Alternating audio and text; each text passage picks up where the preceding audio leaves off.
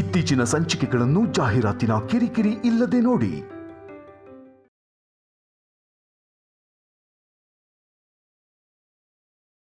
Hello madam. ಹೇಳು. ನೀವು ಹೇಳಿರೋ ಫೋನ್ನ ನಿಮಗೆ ತಂದು ಕೊಡೋದಕ್ಕೆ ನಮ್ಮ ಅಕ್ಕ ವನಜಾಕ್ಷಿದು ಹೆಲ್ಪ್ ತಗೋತಾ ಇದ್ದೀನಿ ಮೇಡಮ್.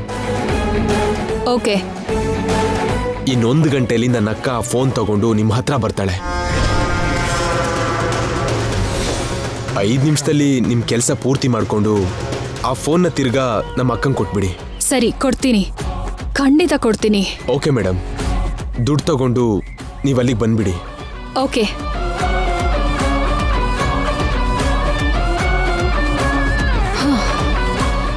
ಎಸ್. ಅಕ್ಕ, ಇನ್ನೊಂದು ಗಂಟೆಲಿ ಫೋನ್ ತಂದು ಕೊಡ್ತೀನಿ ಇದೆಯಲ್ಲ, ಅಷ್ಟಕ್ಕೂ ತುಳಸಿ ಹತ್ರ ಇರೋ ಫೋನ್ನ ನೀನು ಹೇಗೆ ತರ್ತೀಯಾ? ಅದೆಲ್ಲ ನಾನು ನೋಡ್ಕೋತೀನಿ. ನೀನ್ ಹೋಗಿ ನಿನ್ ಕೆಲಸ ನೋಡ್ಕೋ.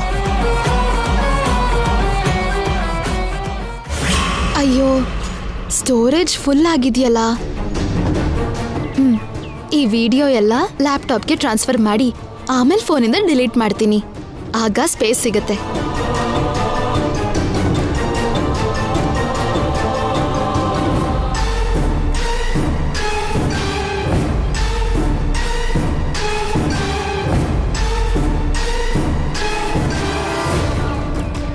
ತುಳಸಿ, ಅಮ್ಮ ತುಳಸಿ. ಹೇಳಿ ಅತ್ಗೆ. ಇವತ್ತು ಅಡ್ಗೆ ಏನ್ ಮಾಡಿದ್ಯಮ್ಮ?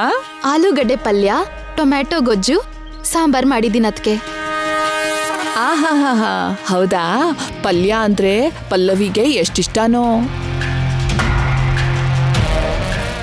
ಟೊಮ್ಯಾಟೊ ಗೊಜ್ಜಂದ್ರೆ ರಾಜಂಗೆ ತುಂಬಾನೇ ಇಷ್ಟ. ಸಾಂಬಾರ್ ಅಂದ್ರೆ ನಿನ್ನ ಅಣ್ಣಂಗೆ ಇಷ್ಟ ಅನ್ನೋ ವಿಷಯ ನಿನ್ಗೂ ಗೊತ್ತಲ್ಲ. ಅದ್ಮೂರನ್ನು ಸ್ವಲ್ಪ ಸ್ವಲ್ಪ ಕೊಡಮ್ಮ, ಅವ್ರಿಗೆ ಕೊಡ್ತೀನಿ, ತೃಪ್ತಿಯಿಂದ ತಿಂತಾರೆ. ಆಯ್ತು ಅತ್ಗೆ, ಕೊಡ್ತೀನಿ. ಹಾ, ಅರ್ಜೆಂಟ್ ಏನೂ ಇಲ್ಲ, ತಿನ್ನುವಾಗ ಕೊಟ್ರಾಯ್ತು. ನಿನ್ ಫೋನ್ ಒಂದ್ಸಲ ಕೊಡ್ತೀಯಾ? ಏನೋ ಸಡನ್ ಆಗಿ ನನ್ನ ಫೋನ್ ಕೆಲಸನೇ ಮಾಡ್ತಾ ಇಲ್ಲ. ನನ್ನ ಅಮ್ಮನ ಮನೆಯವ್ರ ಹತ್ರ ಒಂದ್ಸಲ ಮಾತಾಡ್ಬೇಕು ಅಂತ ಅನಿಸ್ತಿದೆ. ನಿನ್ ಫೋನ್ ಸ್ವಲ್ಪ ಕೊಡ್ತೀಯಾ ಅಂತ. ಫೋನಾ? ಯಾಕಮ್ಮ, ಚಾರ್ಜ್ ಇಲ್ವಾ? ಇದೆ ಅದ್ಕೆ. ಫೈಲ್ಸ್ನ ಟ್ರಾನ್ಸ್ಫರ್ ಮಾಡ್ತಿದ್ದೀನಿ.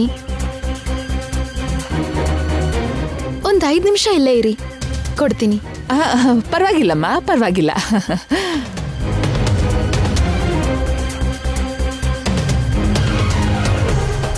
ಹೌದು ತುಳಸಿ, ದಿನ ಹೀಗೆ ಬಟ್ಟೆ ಒಗಿತಾ ಇರ್ತೀಯಲ್ಲ, ನಿಂಗೆ ಕೈ ನೋವು ಬರಲ್ವಾ? ಅಭ್ಯಾಸ ಆಗಿದೆ ಅದ್ಕೆ. ಏನೋ ಬಿಡಮ್ಮ, ಇಷ್ಟು ದಿನದಿಂದ ಮಾಡ್ತಿದ್ರು ನನಗಿನ್ನೂ ಅಭ್ಯಾಸನೇ ಆಗ್ಲಿಲ್ಲ. ಕೈಯೆಲ್ಲ ಯಾವಾಗ್ಲೂ ನೋವಾಗ್ತಾನೆ ಇರತ್ತೆ. ಹೇಗೂ ಈಗ ನೀನು ನಿಮ್ ಬಟ್ಟೆ ಒಗಿತೀಯಲ್ಲ, ನನ್ ಮಕ್ಳು ಬಟ್ಟೆನೂ ಇದೆ, 1-2 ಜೊತೆನೆ ಒಗಿದ್ ಕೊಡ್ತೀಯಾ? ಸರಿ ಅದ್ಕೆ. ಇರಮ್ಮ, ಬಟ್ಟೆ ತಂದ್ಕೊಡ್ತೀನಿ.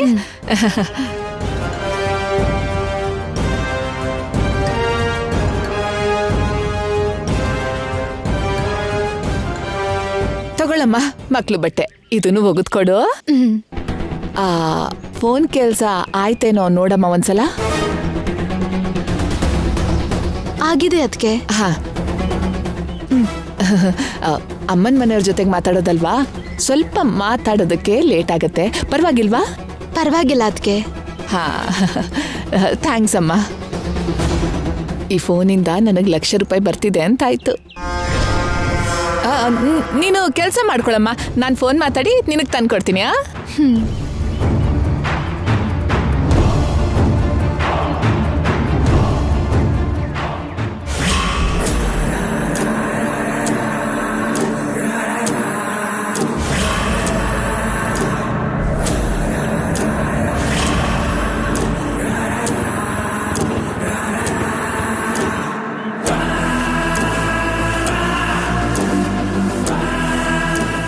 ಐಶ್ವರ್ಯ ಅಂದ್ರೆ ನೀವೇನಾ?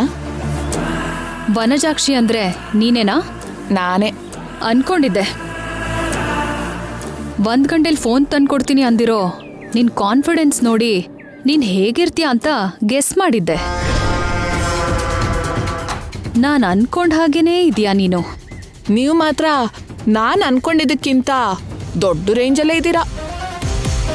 ಆ ಫೋನ್ 5 ನಿಮಿಷ ತಂದ್ಕೊಟ್ರೆ ₹1,00,000 ಕೊಡ್ತೀನಿ ಅಂದಿದ್ ನಿಮ್ ಮಾತು ಕೇಳಿ ನೀವು ಹೇಗಿರ್ತೀರೋ ಅಂತ ನಾನು ಯೋಚನೆ ಮಾಡಿದ್ದೆ. ನಾನು ಯೋಚನೆ ಮಾಡಿದ್ದಕ್ಕಿಂತ ನಿಮ್ ರೇಂಜ್ ಇನ್ನೂ ಜಾಸ್ತಿನೇ ಇದೆ ಬಿಡಿ. ಸುಮ್ನೆ ₹1,00,000 ನಾನೇ ಒಪ್ಕೊಂಡೆ. 2-3 ಲಕ್ಷ ಕೇಳಿದ್ರೆ ಚೆನ್ನಾಗಿತ್ತು ಅನ್ಕೊಳ್ಳೋ ಹಾಗಿದೆ ನಿಮ್ ರೇಂಜು. ಆದ್ರೂ ಅಷ್ಟು ಹೈ ರೇಂಜ್ ಅಲ್ಲ ಬಿಡು ನಂದು. ₹1,00,000 ಅಷ್ಟೇ ಅಂತೀರಾ?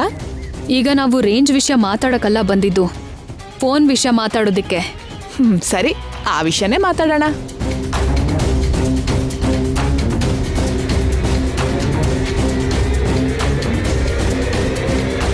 ಇದೆ ಅಲ್ವಾ ನೀವು ಕೇಳಿದ ಫೋನು?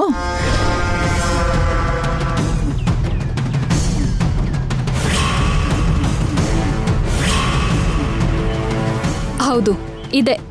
ಆಹಾ, ಇದ್ರಲ್ಲಿ ನಿಮಗ್ ಬೇಕಾಗಿರೋದೇನು? ಅದು ನಿನಗೆ ಬೇಕಾಗಿಲ್ಲ. ನಿನಗೆ ಕೊಡ್ತೀನಿ ಅಂದಿದ್ದು ₹1,00,000 ಕೊಡ್ತೀನಿ. 5 ನಿಮಿಷ ಆ ಫೋನ್ ನನಗೆ ಕೊಡು ಸಾಕು. ನನ್ನ ಕೆಲಸ ಪೂರ್ತಿ ಆಗುತ್ತೆ. ಇಲ್ಲಿ ಕೊಡು. ಮೊದಲು ನೀವು ಆ ₹1,00,000 ಕೊಡಿ. ಏನು, ನನ್ನ ಮೇಲೆ ನಿನಗೆ ನಂಬಿಕೆ ಇಲ್ವಾ? ದುಡ್ಡಿನ ವಿಷಯದಲ್ಲಿ ನನ್ನನ್ನ ನಾನೇ ನಂಬಲ್ಲ. ಮುಖ ಮೂತಿ ತಿಳಿದಿರೋ ನಿಮ್ಮನ್ನ ಹೇಗೆ ನಂಬಲಿ ಹೇಳಿ? ತುಂಬ ಜಾಣೆ ನೀನು. ನೀವು ಮಾತ್ರ ದಡ್ಡಿನ ಏನು? ನೀವು ಕೂಡ ಜಾಣ್ರೆ, ಮಹಾಜಾಣೆ. ಮಹಾಜಾಣೆ ಆಗಿದ್ದಕ್ಕೆ 5 ನಿಮಿಷ ಈ ಫೋನ್ ಕೊಟ್ರೆ ₹1,00,000 ಕೊಡ್ತೀನಿ ಅಂತಿರೋದು. ಸಾಕು, ಡಿಸ್ಕಷನ್ ಸಾಕು.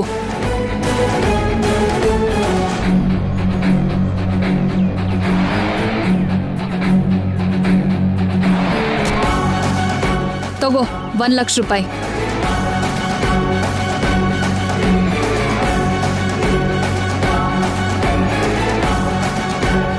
ನೋಡಿ, ಕರೆಕ್ಟಾಗಿ 5 ನಿಮಿಷಕ್ಕೆ ಮತ್ತೆ ಆ ಫೋನ್ ನಂಗೆ ಕೊಟ್ಬಿಡ್ಬೇಕು. ಕೆಲಸ ಮುಗಿದ್ರೆ ನಿಮಿಷದಲ್ಲೇ ಕೊಡ್ತೀನಿ.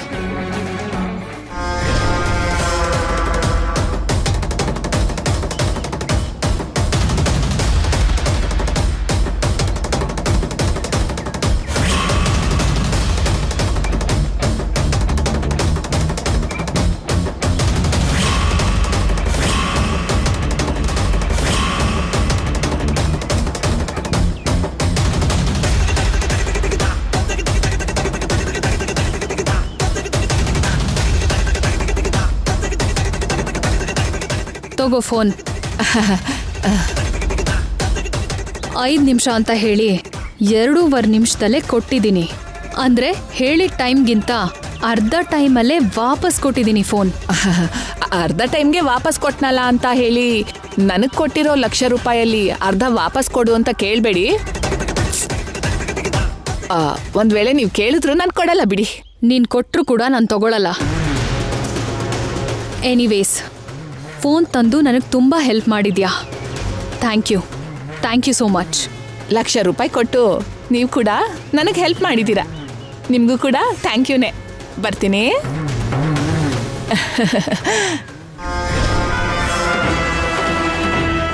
ಸಾಕ್ಷಿನ ಪೂರ್ತಿಯಾಗಿ ಮಾಯ ಮಾಡಾಯ್ತು. ಇನ್ನು ನನಗೆ ಯಾವ ಸಮಸ್ಯೆನೂ ಇಲ್ಲ.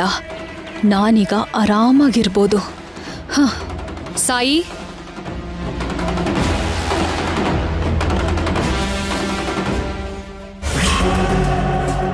ಏನ್ ವಂಜಾಕ್ಷಿ ಅದಕ್ಕೆ ಇನ್ನೂ ಫೋನ್ ತಂದು ಕೊಡ್ಲಿಲ್ವಲ್ಲ? ಫೋನ್ ತಗೊಂಡಿರೋದನ್ನೇ ಮರ್ತ್ಬಿಟ್ರೇನೋ. ಅದಕ್ಕೆ ಏನಮ್ಮ? ವಂಜಾಕ್ಷಿ ಅದಕ್ಕೆ ಇಲ್ವಾ? ತರಕಾರಿ ತರದಕ್ಕೆ ಹೋಗಿರ್ಬೇಕು. ಹೌದಾ? ನಿಮ್ಮವ್ರಿಗೆ ಯಾರಿಗೋ ಫೋನ್ ಮಾಡ್ಬೇಕು ಅಂತ ಹೇಳಿ ನನ್ನ ಫೋನ್ ತಗೊಂಡ್ ಬಂದ್ರು. ಆ ಫೋನಲ್ಲೇ ಮಾತಾಡ್ತಾ ಹಾಗೆ ಹೋಗಿರ್ಬೇಕು. ಬರ್ತಾಳಮ್ಮ, ಸ್ವಲ್ಪ ಹೊತ್ತಲ್ಲಿ ಬರ್ತಾಳೆ. ನಿನ್ ಫೋನು ಎಲ್ಲೂ ಹೋಗಲ್ಲ. ಛೆ, ಫೋನ್ ಎಲ್ಲೋ ಹೋಗತ್ತೆ ಅಂತಲ್ಲ ನಾನು ಹೇಳಿದ್ದು. ಅಲ್ಲೋಡು, ಅಕ್ಕ ಬಂದೇ ಬಿಟ್ಲು. ಆಹಾ, ಸರಿ ಇಡ್ತೀನಮ್ಮ. ನನ್ನ ಅಮ್ಮನ ಹತ್ರ ಫೋನಲ್ಲಿ ಮಾತಾಡಿದಕ್ಕೆ ಅವ್ರ ನಂಬರ್ ಇದ್ರಲ್ಲಿರುತ್ತೆ. ತುಳಸಿಗೆ ಯಾವ ಅನುಮಾನ ಬರಲ್ಲ. ತಗೋ ತುಳಸಿ ನಿನ್ ಫೋನು. ಸಾರಿನಮ್ಮ, ಫೋನಲ್ಲಿ ಮಾತಾಡ್ತಾ ಹಾಗೆ ಹೋಗ್ಬಿಟ್ಟೆ. ಪರವಾಗಿಲ್ಲ ಅದಕ್ಕೆ. ಈಗೇನಾಯ್ತು ಹೇಳಿ. ಬರ್ತೀನಿ. ಸರಿನಮ್ಮ. ಅಕ್ಕ ಕೆಲಸ ಆಯ್ತಾ? ಈ ವನಜಾಕ್ಷಿ ಹೋದ್ರೆ ಕೆಲ್ಸ ಆಗದೆ ಹೇಗಿರತ್ತೋ? ದುಡ್ಡು ಕೊಟ್ರಾ? ಕೊಡದೆ ಇದ್ರೆ ಬಿಡ್ತೀನಾ?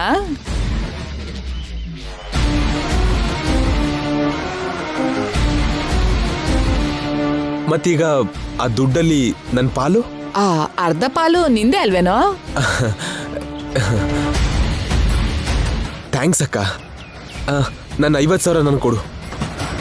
ಏನ್ ಕೊಡೋದು? ನೀನೇ ನನ್ಗೆ 10,000 ಕೊಡ್ಬೇಕು. ನಾನು ನಿನಗೆ 10,000 ಕೊಡ್ಬೇಕಾ? ಅವತ್ತು ನಾನ್ ನಿನ್ಗೆ 50,000 ಸಾಲ ಕೊಟ್ನಲ್ಲ? ಹೌದು. ಆ ಸಾಲ 50,000ಕ್ಕೆ ಈಗ ನಿನಗ್ ಕೊಡ್ಬೇಕಾಗಿರೋ 50,000ಕ್ಕೆ ಸರಿ ಹೋಯ್ತು. ಮತ್ತೆ ಆ 50,000ಕ್ಕೆ ನೀನ್ ಬಡ್ಡಿ ಕೊಡ್ಬೇಕಲ್ಲ, ಆ ಬಡ್ಡಿ 10,000. ಅದನ್ನ ಬೇಗ ಕೊಟ್ಬಿಡು.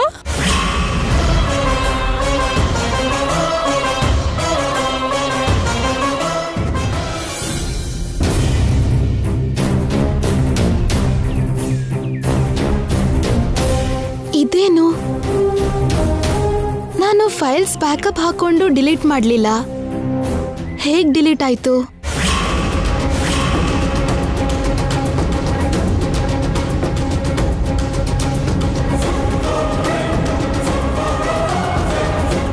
ಅಬ್ಬಾ, ಇಲ್ಲಿದೆ.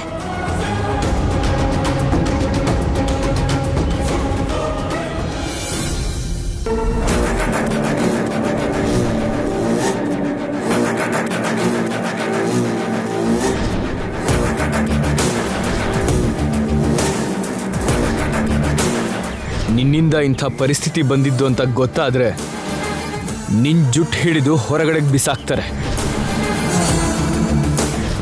ನೀನ್ ಮಾಡಿರೋ ಮೋಸ ಕುತಂತ್ರಗಳು ಮಮ್ಮಿಗೆ ಗೊತ್ತಾದ್ರೆ ಜೀವನ ಪೂರ್ತಿ ನಿನ್ನ ಕ್ಷಮಿಸಲ್ಲ, ಮತ್ತೆ ಮನೆಯೊಳಗೆ ಕಾಲಿಡಕ್ಕೂ ಬಿಡಲ್ಲ ನಿನಗೆ. ಎಸ್, ಅಖಿಲ್ ಹೇಳಿದ ಹಾಗೆ ನನ್ನ ತಪ್ಪೇನಾದರೂ ಹೊರಗೆ ಬಂದಿದ್ರೆ ಇವ್ರು ನನ್ನ ಕ್ಷಮಿಸ್ತಿರ್ಲಿಲ್ಲ. ಒಳ್ಳೆಯವಳಾಗು, ಇಲ್ದೇ ಇದ್ರೆ ನಿನ್ ಭವಿಷ್ಯ ತುಂಬಾ ದಾರುಣವಾಗಿರತ್ತೆ. ಶ್ಯಾಮ ಹೇಳಿದ ಹಾಗೆ ನನ್ನ ಭವಿಷ್ಯ ತುಂಬ ಕೆಟ್ಟದಾಗಿರುತ್ತೆ. ನನಗೆ ಆ ಪರಿಸ್ಥಿತಿ ಬರಬಾರ್ದು ಅಂದರೆ, ಅಖಿಲ್ ಅವರು ನನ್ನ ಬಗ್ಗೆ ಅತ್ತೆಗೆ ಹೇಳಬಾರ್ದು ಅಂದರೆ ಏನು ಮಾಡಲಿ? ಎಸ್, ಮನೆ ಬದಲಾಯಿಸ್ಬೇಕು. ಅರ್ಜೆಂಟಾಗಿ ಈ ಮನೆ ಬದಲಾಯಿಸ್ಬೇಕು. ನಾವು ಯಾವ ಏರಿಯಾಲಿರ್ತೀವಿ ಅಂತ ಅಖಿಲಿಗೆ ಯಾವತ್ತೂ ಗೊತ್ತಾಗಬಾರ್ದು. ಹಾಗೆ ಮಾಡಿದ್ರೆ ಅವ್ರ ಅತ್ತೆನ ಮೀಟ್ ಆಗಲ್ಲ, ನನ್ನ ಬಗ್ಗೆ ಹೇಳಲ್ಲ. ಆದರೆ ಈಗಿಂದೀಗಲೇ ಮನೆ ಬದಲಾಯಿಸ್ಬೇಕು ಅಂದರೆ ಅತ್ತೆ ಒಪ್ಕೋತಾರ? ತಲೆಮಾರಿಂದ ಇರೋ ಈ ಮನೆ ಬದಲಾಯಿಸೋದಕ್ಕೆ ಖಂಡಿತ ಅತ್ತೆ ಒಪ್ಕೊಳ್ಳೋದಿಲ್ಲ. ಆದರೆ ಹೀಗೆ ಒಪ್ಸೋದು?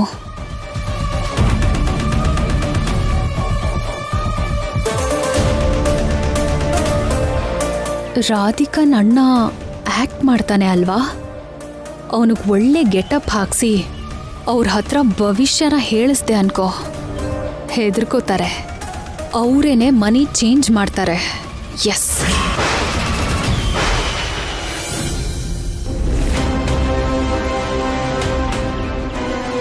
ಏನು ನಮ್ಮ ಆಕ್ಟರ್ ಇನ್ನೂ ಸೀನಿಗೆ ಎಂಟ್ರಿನೇ ಕೊಟ್ಟಿಲ್ಲ? ಹಾಂ,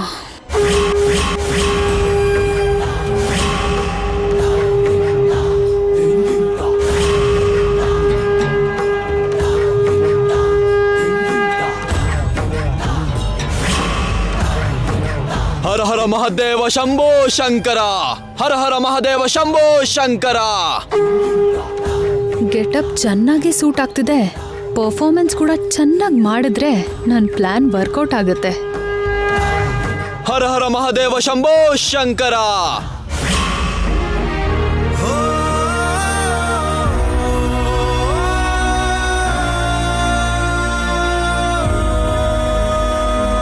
ಅತ್ತೆ, ಟ್ಯಾಬ್ಲೆಟ್ಸ್ ತಗೊಳ್ಳಿ.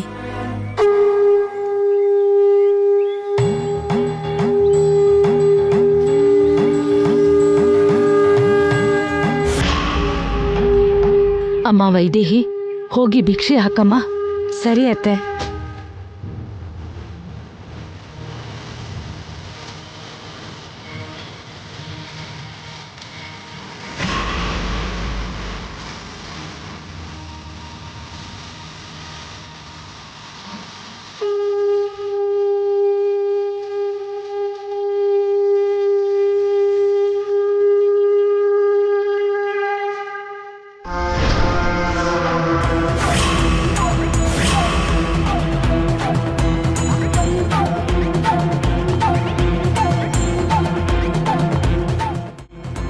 ಯಾಕೆ ಸ್ವಾಮಿ ಹೀಗೆ ನೋಡ್ತೀರಿ?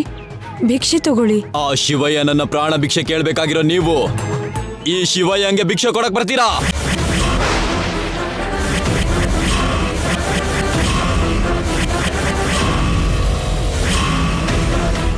ಪರವಾಗಿಲ್ವೇ, ಪರ್ಫಾರ್ಮೆನ್ಸ್ ಚೆನ್ನಾಗೇ ಮಾಡ್ತಿದ್ದಾನೆ. ಪ್ರಾಣ ಭಿಕ್ಷೆ ಕೇಳೋದಂದ್ರೆ ಏನು ಸ್ವಾಮಿ? ಆ ವಿಷಯವನ್ನ ಹೇಳ್ಬೇಕಾಗಿದ್ದು ನಿನಗಲ್ಲ, ಈ ಮನೆ ಯಜಮಾನಿನ ಕರೆ.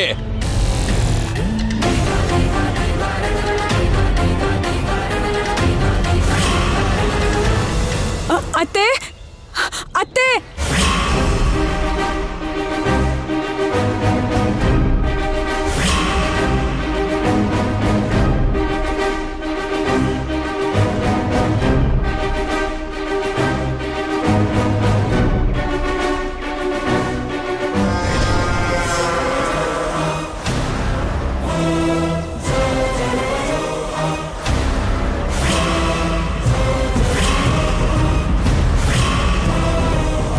ಏನ್ ಸ್ವಾಮಿ ಹಾಗೆ ನೋಡ್ತಾ ಇದ್ದೀರಾ? ನಿನ್ ಹಣೆ ಕನ್ನಡಿಯಾಗಿ ಗತನ ವರ್ತಮಾನದಲ್ಲಿ ತೋರಿಸಿ ನಿನ್ ಭವಿಷ್ಯನ ನಿನ್ ಹಣೆ ಮೇಲೆ ರಾಚೋ ಹಾಗೆ ತೋರಿಸ್ತಾ ಇದೆ. ಇದೇನು ಅರ್ಥನೇ ಇಲ್ದೆ ಏನೇನೋ ಹೇಳ್ತಿದ್ದಾನೆ. ನೀವೇನ್ ಮಾತಾಡ್ತಿದ್ದೀರೋ ನಮ್ಗೆ ಅರ್ಥ ಆಗ್ತಿಲ್ಲ ಸ್ವಾಮಿ. ಅರ್ಥ ಆಗೋ ಹಾಗೆ ಹೇಳ್ತೀನಿ. ನಿನ್ನ ಅರ್ಶಿಣ ಕುಂಕುಮಕ್ಕೆ ಶಕ್ತಿನೇ ಹೋಗಿದೆ ಅಲ್ವಾ?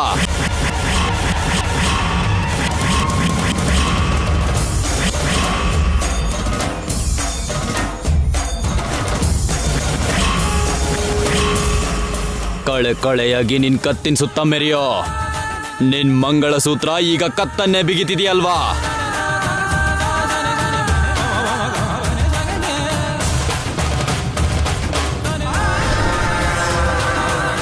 ಹೌದು ಸ್ವಾಮಿ, ಅವರು ಅನಾರೋಗ್ಯದಿಂದ ಹಾಸಿಗೆ ಹಿಡಿದಿದ್ದಾರೆ. ಹಾಸಿಗೆ ಹಿಡ್ದಿರೋ ಅವರು ಮತ್ತೆ ಮಾಮೂಲಾಗಿ ಓಡಾಡ್ಬೇಕು ಅಂದ್ರೆ ನಿಂತ ಮೆಟ್ಲಲ್ಲೇ ನೀವು ಈ ಮನೆ ಖಾಲಿ ಮಾಡಿ ಹೊರಟೋಗಿ.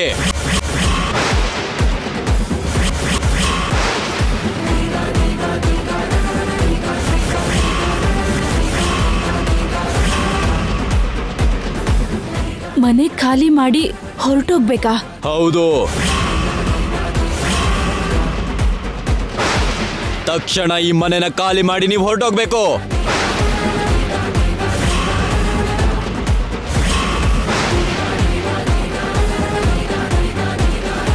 ಅಂದ್ರೆ ಈ ಮನೆ ವಾಸ್ತು ಚೆನ್ನಾಗಿಲ್ವಾ ಸ್ವಾಮಿ? ಗ್ರಹ ಬಲ ಎರಡು ಬದಲಾಗಿದ್ರೇನೆ ಆ ಮನುಷ್ಯ ಆಯುರಾರೋಗ್ಯದಿಂದ ಸಾಕಷ್ಟು ಕಾಲ ಚೆನ್ನಾಗಿರ್ತಾರೆ.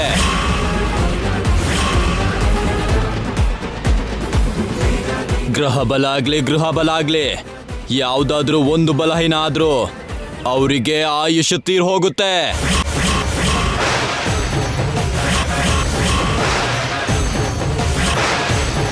ಆಯುಷ್ ಅಂದ್ರೇನು?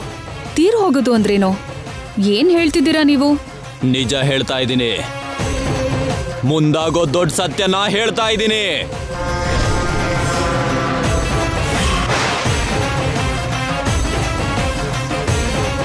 ಅತ್ತೆ, ಇವರಂತ ಮಾತನ್ನೆಲ್ಲ ನಂಬೇಡಿ ನೀವು. ಬಾಯಿಗೆ ಬಂದಾಗ ಏನೇನೋ ಮಾತಾಡ್ತಿದ್ದಾರೆ. ಬಾಯಿಗೆ ಬಂದಿದ್ದಲ್ಲ ನಾನು ಹೇಳಿದ್ದು. ಅವ್ರ ಹಣೆ ಮೇಲೆ ಬರ್ದಿರೋದನ್ನ ಮಾತ್ರ ಹೇಳ್ತಾ ಇದ್ದೀನಿ ನಾನು.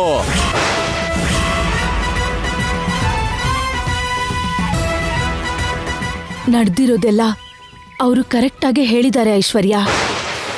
ಹೌದಾ? ನಡೆದಿದ್ದೆಲ್ಲ ಕರೆಕ್ಟಾಗಿ ಹೇಳಿದ್ರಾ? ಅಂದ್ರೆ ಇವ್ರು ಹೇಳೋದೆಲ್ಲ ಹಾಗೆ ನಡೆಯುತ್ತೆ ಅಂತಾಯ್ತು? ಖಂಡಿತ ಇದು ನಡೆದೇ ನಡೆಯುತ್ತೆ. ನೀವು ಈಗಲೇ ಈ ಮನೆ ಖಾಲಿ ಮಾಡ್ಕೊಂಡು ಹೋಗದೆ ಇದ್ರೆ ಈ ಮನೆಯಲ್ಲಿರೋ ಹಿರಿ ಜೀವಕ್ಕೆ ಖಂಡಿತವಾಗಿಯೂ ಅಪಾಯ ಕಾದಿದೆ.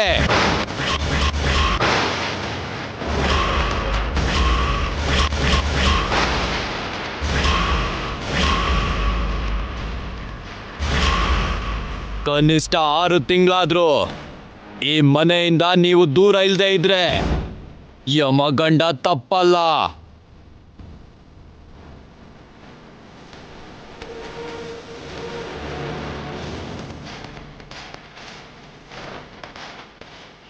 ಅಮಾವಾಸ್ಯೆ ಒಳಗೆ ಮನೆ ಬದಲಾಯಿಸಿ 6 ತಿಂಗಳು ತನಕ ಈ ಮನೆ ಕಡೆ ಸುಳಿಬೇಡಿ.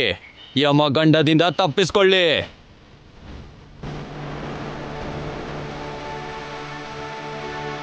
ಕ್ಷಮಿಸಿ ಅಮ್ಮ, ಯಮಗಂಡ ಇರೋ ಮನೆಯಲ್ಲಿ ಭಿಕ್ಷೆ ಸ್ವೀಕರಿಸಿ.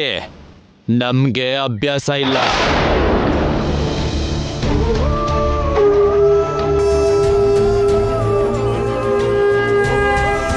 ಹರ ಹರ ಮಹಾದೇವ ಶಂಭೋ ಶಂಕರ.